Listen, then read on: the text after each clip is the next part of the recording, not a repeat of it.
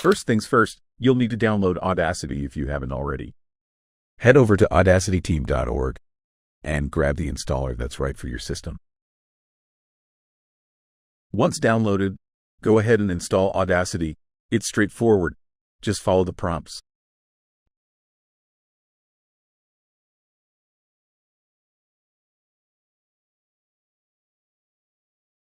With Audacity installed, open the application.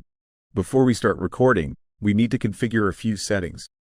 Click on the Audio Setup button, then select Audio Settings. Here, you'll want to set the host to Windows Wasabi.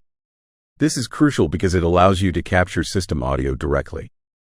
Now that Audacity is ready, it's time to prepare the text you want to convert to speech. A simple way to do this is by using Google Translate. Just head over to the Google Translate website and paste your text into the input box. Google Translate has a decent text-to-speech function, and it's free to use. With your text loaded in Google Translate, switch back to Audacity and click on the Record button. This will start recording the audio output from your computer. Now, go back to Google Translate and hit the play button to start the text-to-speech. As the audio plays, Audacity will record it in real time. Once the audio finishes, head back to Audacity and click on Stop Recording. Now that you have your recorded text-to-speech audio, it's time to save it.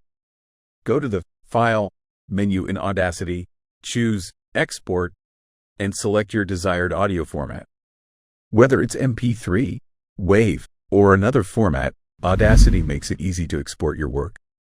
And that's it.